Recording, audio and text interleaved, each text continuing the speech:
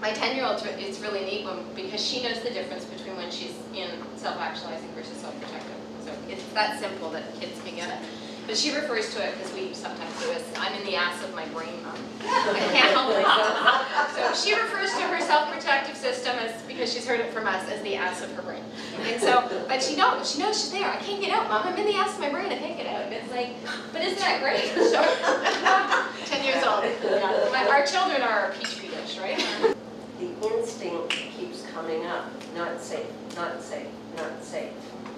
People with anxiety disorders are a perfect example of this, because their thoughts are all around how the world is dangerous, or how the situation I'm going into it's a threat to me, and I'm not going to be well received, or I'm going to be fired if I don't stay late, and these sorts of frightening thoughts that keep the self-protective system active.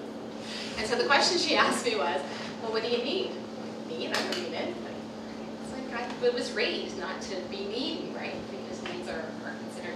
And one of the things that we find as we go in and we work with individuals and organizations and we talk about needs, it triggers a reaction in people. It triggers resistance and defensiveness, because the first thing is I don't want to admit that I have a need. A parent can think the child should be different than they actually are.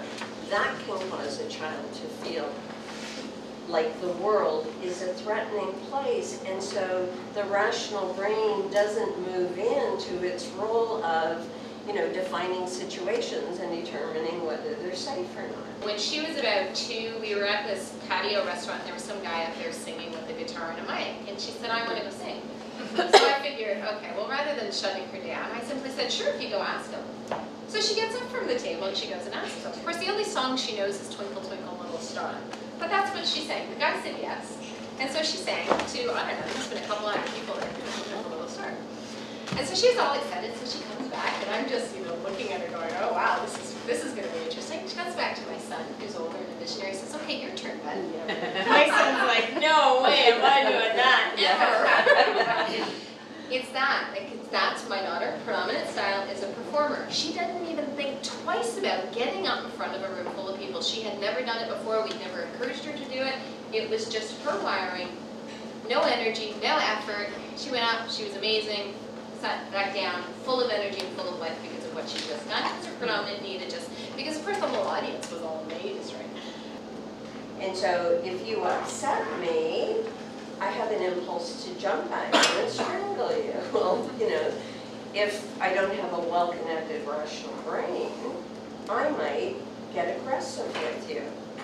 However, when my rational brain is connected and working well, I will say, oh, I feel like doing that. However, not a good move. It might not work for a relationship if I do that, you see. And so now I go out into the world and say, hey, I'm going to be recognized. What have you done for me lately? Try dating me. It's lots of fun.